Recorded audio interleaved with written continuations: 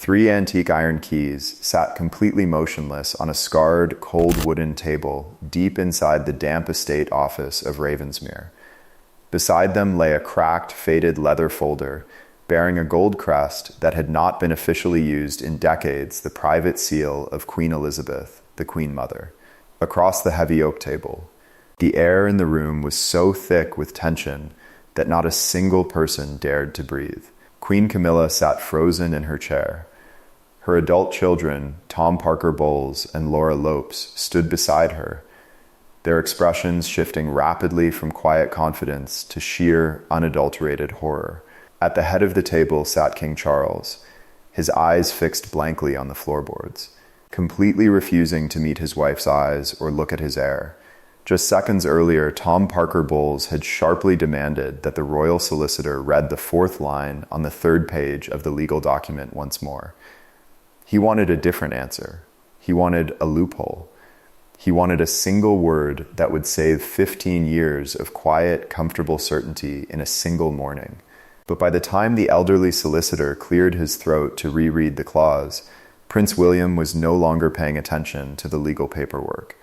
His gaze was locked on to those 3 iron keys. He reached across the table, closed his fingers around the cold metal, and slowly pulled them back across the scarred wood. He was not offering them, he was taking them back.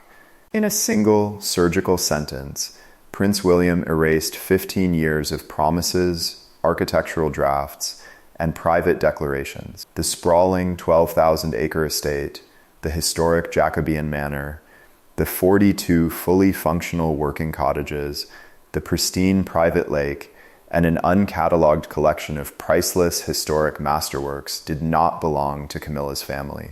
It had never belonged to them. And under an ironclad legal trap laid 26 years earlier, it never could. Nobody at that heavy wooden table moved an inch.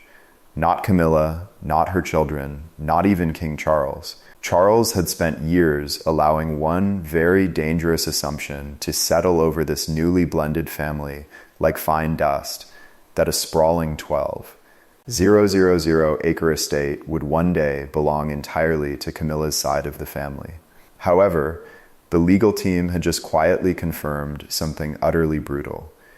It did not belong to them right now, and it never had.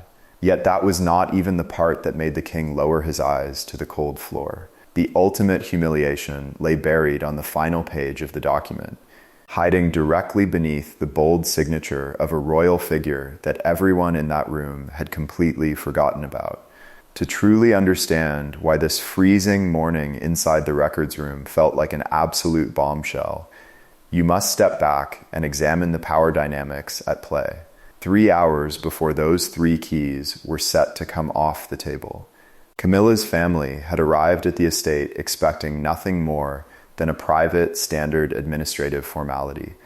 They were not expecting an argument. They were not expecting a confrontation. They were expecting simple, routine paperwork to finalize a transition they believed had been decided over a decade ago. The estate, known historically as Ravensmere, had been treated as settled business for the better part of 15 years. We are not talking about a quaint little summer cottage tucked away in the countryside. We are talking about 12,000 sprawling acres of prime British land, a stunning Jacobean manor house featuring over 60 rooms, 42 fully operational estate cottages, 2 massive commercial working farms, and a pristine lake hidden deep within ancient oak woodlands. It also housed a world-renowned collection of rare historical paintings that had never once appeared in any public museum inventory. Here is the exact detail that shows just how completely settled everyone thought this arrangement was. The household staff at Ravensmere had officially started referring to one of the brightest, most commanding second-floor rooms as Mr. Parker Bowles' study. That very morning, someone on the house staff had meticulously opened the heavy velvet drapes, wiped down the antique desk, and placed a vase of fresh, expensive hothouse flowers inside it. Fresh flowers in a room they had already mentally handed over to a new owner. Hold that specific image in your mind, because by sunset, Those exact same flowers would be quietly carried back out of the room, and the door would be locked from the outside. Then, Prince William arrived. Please notice exactly how he arrived, because his entrance was the very first warning sign, and absolutely nobody upstairs recognized it.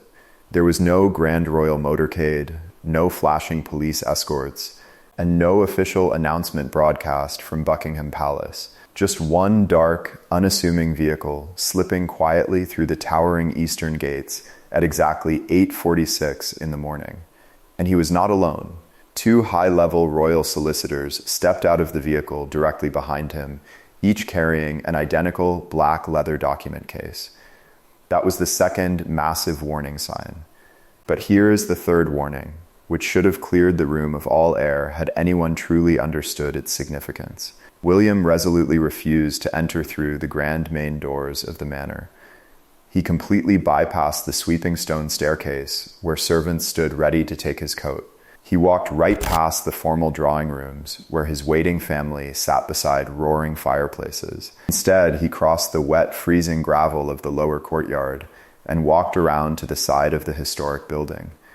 He walked straight into the old, forgotten estate office.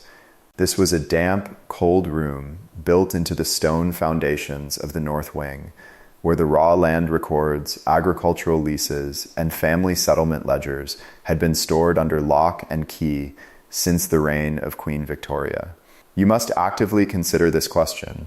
Why would the Prince of Wales ignore the luxurious drawing rooms?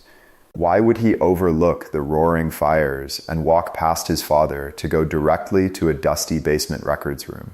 The answer is the absolute backbone of this story. This was never meant to be a warm family gathering. It was a legal execution. William had come to the very room where the murder weapon was securely kept. To understand why this specific meeting felt like a total betrayal to Camilla's family, you must delve into what they genuinely believed and, more importantly, why they believed it. They were not simply being greedy or delusional. They had not concocted this grand narrative inside their own heads. They had been told it over and over again behind closed doors for 15 years. By 9:00 in the morning, a staff member quietly informed Queen Camilla that William had arrived and was down in the lower records room. She reportedly assumed he had come to review the upcoming, highly expensive structural renovation budgets for the main house. This assumption was entirely reasonable given the extensive, detailed discussions that had taken place over the previous 2 years. The sprawling east wing of the Jacobean manor was in dire need of major structural work. 2 of the ancient lead roofs were heavily leaking, and there had even been ongoing conversations about modernizing several of the outer cottages, specifically for members of her extended family to occupy year-round. According to household insiders, King Charles had actively encouraged all of this, not formally through signed deeds, but privately over family dinners. Powerful, wealthy families often make quiet promises to one another, knowing that inside their private social circles, no one will ever ask for proof on paper.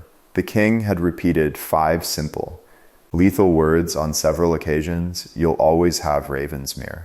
On the surface, those 5 words seemed completely harmless.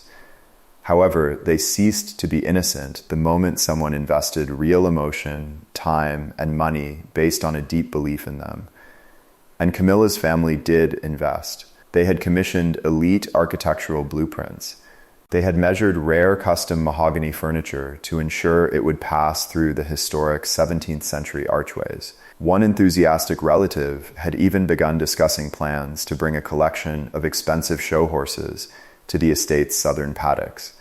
Tom Parker Bowles had been taken on a personal tour of the vast underground wine cellars and informed which vintage bottles belonged to the historic house and which ones he could freely stock for his own personal entertainment.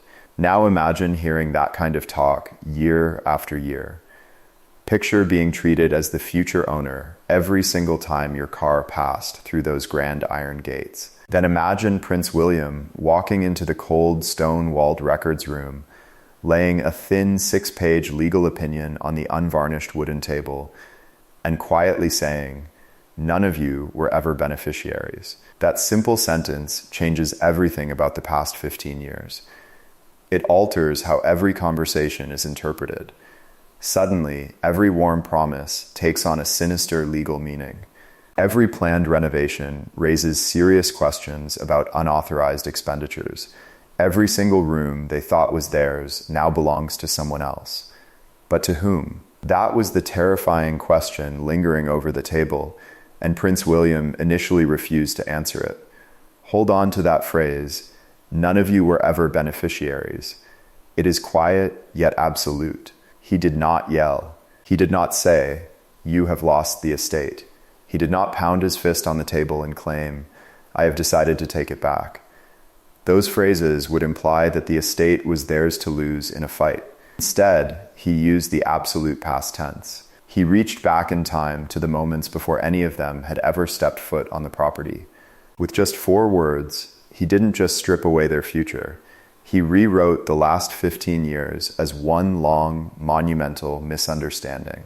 Years of being shown the private wine cellars, years of measuring custom furniture, years of house staff calling a sunlit second-floor room their private study, all of it was recast as having never held a single drop of legal standing.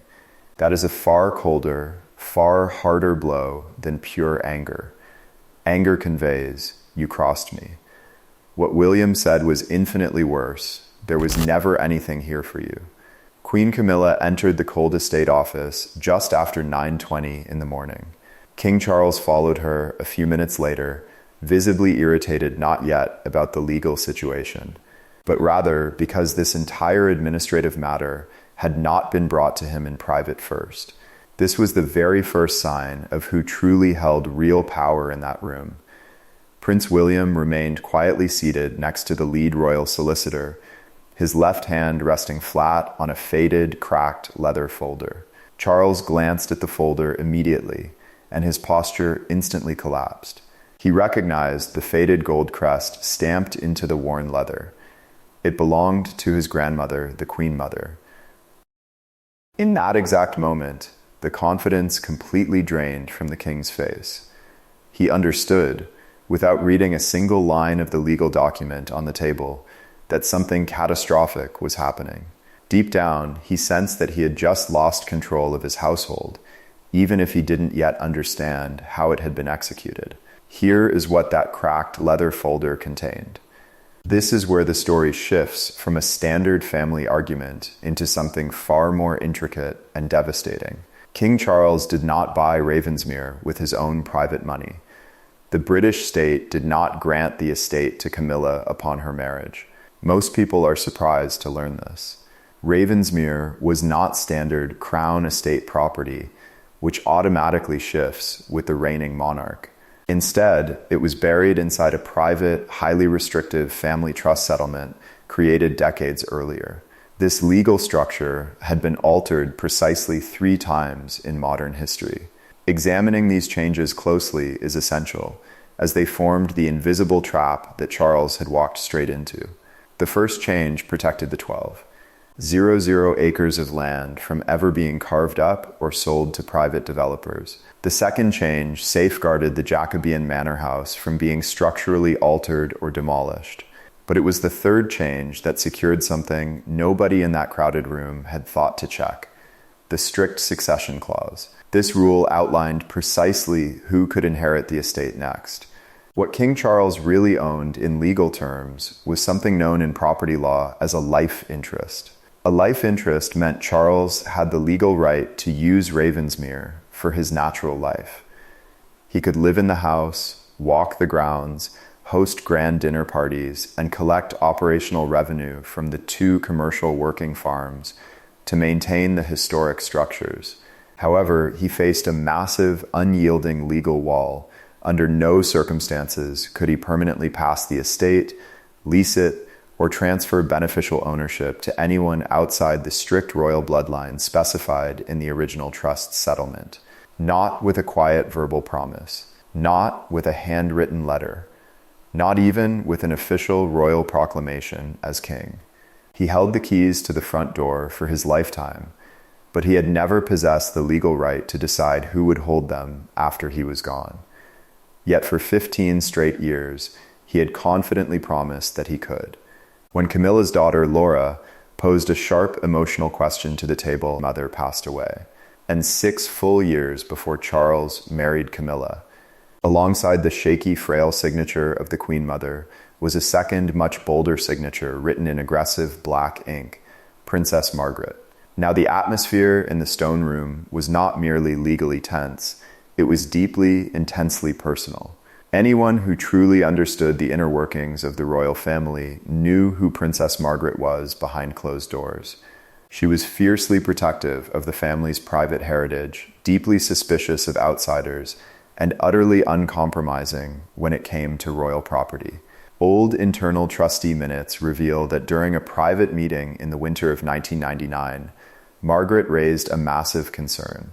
She warned that historic private estates like Ravensmere could easily be absorbed by secondary families through second marriages, diluting the direct royal inheritance.